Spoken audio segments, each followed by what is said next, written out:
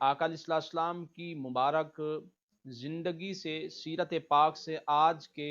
معلم کو کیا کردار لینا چاہیے، اس کے حوالے سے پہلی بات جو آج کے معلم کو ضرورت ہے وہ اخلاص کی ہے۔ سبحان اللہ سبحان اللہ۔ کیونکہ میرے اور آپ کے کریم آقا و مولا صلی اللہ علیہ وآلہ وسلم نے جو معلم کی حیثیت سے تعلیم ارشاد فرمائی ہے وہ صرف اللہ کی رضا اور علم کی خدمت کے لیے حضور نے وہ تعلیم ارشاد فرمائی ہے، نہ کہ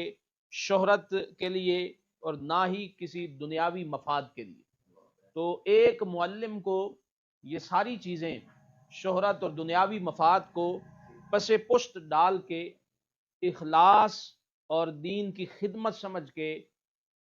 تعلیم کو آگے پھیلانا چاہیے۔ جس طرح کہ آقا علیہ السلام نے ارشاد فرمایا کہ اعمال کا دار و مدار نیتوں پر ہے۔ اور دوسری بات کہ ایک معلم کو جو چیز حضور کی پاک سیرت سے سیکھنی چاہیے وہ بردباری ہے، وہ بردباری اور صبر ہے،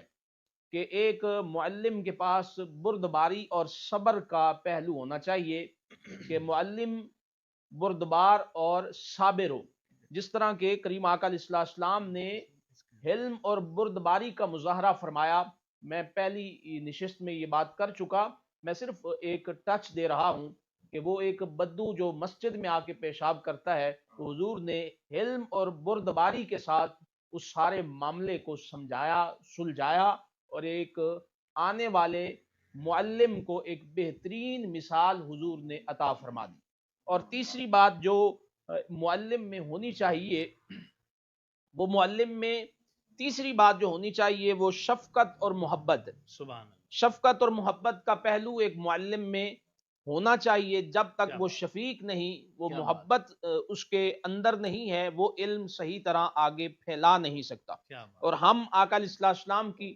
پاک زندگی اور پاک سیرت سے اگر یہ پہلو دیکھیں تو ہمیں حضور کا یہ فرمان، اتنا خوبصورت فرمان جو ہمارے ایمان کو جلا بخشتا ہے، حضور نے ارشاد فرمایا کہ میں تمہارے لیے باپ کی طرح ہوں۔ کیا بات، یہ دیکھیں نا، میں تمہارے لیے باپ کی طرح ہوں، میں تمہیں سکھاتا ہوں۔ اب یہ محبت اور شفقت کا کتنا بڑا پہلو ہے کہ حضور نے فرمایا کہ جب ایک معلم اپنے شاگردوں کو، اپنے چاہنے والوں کو، طالب علموں کو بات کر رہا ہو تو اس کے اندر شفقت اور محبت کا پہلو اس قدر ہو کہ جس طرح باپ اپنی اولاد کے لیے محبت اور شفقت کا پہلو اپنے دل میں سمو کے رکھتا ہے۔ چوتھی بات معلم میں جو آقا علیہ السلام کی پاک زندگی سے ملتی ہے وہ حکمت اور دانائی ہے۔ حکمت اور دانائی معلم کے پاس ہوگی تو وہ بہتر معلم ثابت ہوگا اور بہترین دین کی علم کی خدمت کر سکتا ہے اور لوگوں کے اندر انقلاب برپا کر سکتا ہے۔ حکمت اور دانائی کے حوالہ سے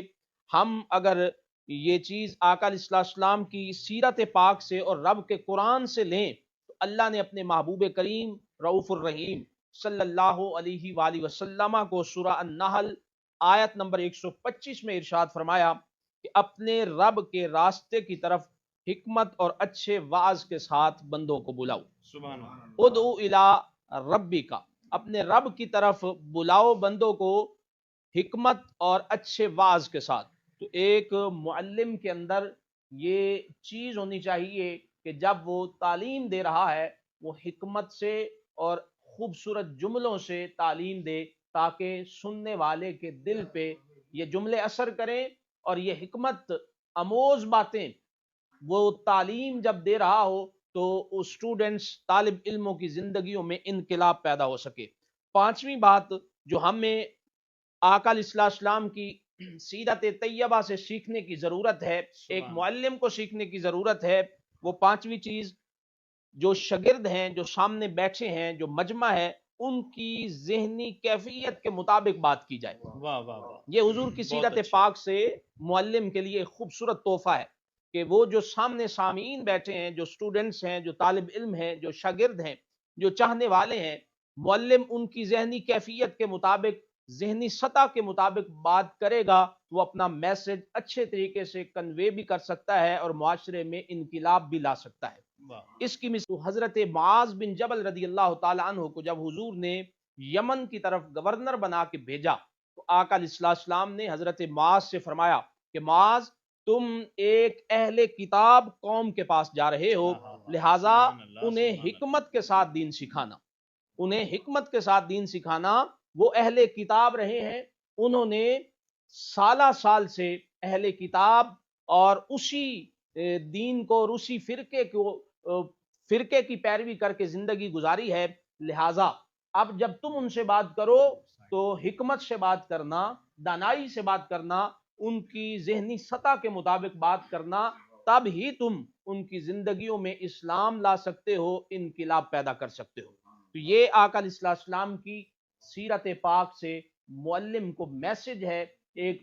پیغام ہے کہ وہ جب بات کر رہا ہو تو اپنے سامعین کو مد نظر رکھے، ان کی ذہنی سطح کو سامنے مد نظر رکھے، پھر بات کرے گا تو اس کی بات معاشرے کے اندر پائیدار بھی ہوگی اور سود مند بھی ثابت ہوگی۔ اور چھٹی چیز جو مجھے آقا علیہ السلام کی سیرت طیبہ سے ملی کہ ایک معلم کو حضور کی پاک سیرت سے کیا سیکھنا چاہیے، تو وہ یہ ہے کہ معلم، سب سے اہم بات مجھے یہ لگتی ہے کہ وہ عملی نمونہ پیش کرے۔ معلم کو صرف قول کے ساتھ علم نہیں پھیلانا چاہیے، وہ عمل کر کے بھی زمانے کو بتائے کہ جو علم میں بتا رہا ہوں سب سے پہلے اس پہ میں عمل کر رہا ہوں۔ جب وہ عمل کرنے لگ جائے گا تو اس کے سامعین، اس کے طالب علم، اس کے چاہنے والے بھی اس کے علم پر عمل کریں گے، اور یوں وہ معاشرے میں انقلاب پیدا کر سکتا ہے۔ ہم آقا علیہ السلام کی سیرت طیبہ سے اگر یہ چیز دیکھیں، ویسے تو آقا علیہ السلام کی زندگی کا ہر ایک لمحہ، ہر ایک دن، ہر ایک گھڑی عملی نمونہ ہے صحابہ کرام رضوان اللہ تعالی علیہم اجمعین کے لیے، حضور کی امت کے لیے۔ لیکن یہاں پر جو مثال ہے وہ سنن ابن ماجہ شریف کی حدیث ہے، 417 نمبر حدیث میں صحابہ کرام رضوان اللہ تعالی علیہم اجمعین فرماتے ہیں، ہم نے آقا علیہ السلام سے وضو کو اس طرح سیکھا ہے جس طرح قرآن کو سیکھا جاتا ہے۔ یعنی حضور نے عمل کر کے وضو سکھایا، صرف بتایا نہیں کہ وضو کے 4 فرائض ہیں، وضو کے یہ فرائض اور یہ سنتیں ہیں، اس طرح وضو کرنا چاہیے، بلکہ حضور نے کر کے صحابہ کو سمجھایا کہ اس طرح وضو کرنا چاہیے۔ تو ایک معلم کو اس آقا علیہ السلام کی پاک سیرت طیبہ سے یہ میسج ملتا ہے کہ معلم جو بات کرے اس پر عمل کر کے بھی اپنے چاہنے والوں کو، اپنے طالب علموں کو سمجھا سکتا ہے، اور اس طرح وہ معاشرے میں انقلاب پیدا کر سکتا ہے، اور معاشرے کی ترقی، معاشرے کی ہدایت کا وہ باعث بن سکتا ہے۔ اور میں ایک اور بات یہ بڑی اہم معلم کے لیے رکھنا چاہتا ہوں آقا علیہ السلام کی سیرت پاک سے، کہ معلم کو سوالن جوابن انداز اپنانا چاہیے۔ جب وہ بات کر رہا ہو تو وہ بات سوال اور جواب کے انداز میں ہو، جس طرح کہ آقا علیہ السلام کی بارگاہ میں جناب سیدنا جبریل امین علیہ السلام تشریف لائے تو انہوں نے سوالن جوابن علم سکھایا حضور کے صحابہ کو کہ مل احسان، احسان کیا ہے، مل اسلام، اسلام کیا ہے۔ تو یہ سوالن جوابن حضور اپنے صحابہ کو تعلیم دے رہے تھے، اور یہ ایک حدیث جبریل، لمبی حدیث پاک ہے، یہ ساری حدیث علم پر ہے اور یہ سوالن جوابن ہے، اور حضور نے خود صحابہ سے فرمایا کہ یہ جبریل تھے جو تمہیں تمہارا دین سکھا رہے تھے، سوالن جوابن۔ تو یہ ایک اہم پہلو ہے۔ آج کے معلم کو آقا علیہ السلام کی پاک ذات سے اگر سیکھنے کی ضرورت ہے تو اسے چاہیے کہ جو یہ باتیں میں کر رہا ہوں ان کو سوچے، ان کو سمجھے اور ان پر عمل کرے، تب ہی وہ معاشرے کے اندر انقلاب پیدا کر سکتا ہے اور معاشرے کی ترقی میں اپنا کردار ادا کر سکتا ہے۔ اور معلم کے پاس ایک چیز بڑی ضروری ہے، بڑی ضروری ہے، جس طرح کہ باقی چیزیں بھی بہت ضروری ہیں، یہ چیز جو میں اب بتانے لگا ہوں یہ سب سے زیادہ میں سمجھوں گا کہ یہ ضروری ہے کہ معلم کے اندر ایک چیز یہ واضح طور پہ ہونی چاہیے کہ وہ خوشخبری دینے والا ہو، وہ محبت کا درس دینے والا ہو، وہ نفرت پھیلانے والا نہ ہو، وہ لوگوں کو غم کی بات سنانے والا نہ ہو، بلکہ لوگوں کے اندر امید کا چراغ جلانے والا ہو، لوگوں کو امید دلانے والا ہو، لوگوں کو جوڑنے والا ہو، توڑنے والا نہ ہو۔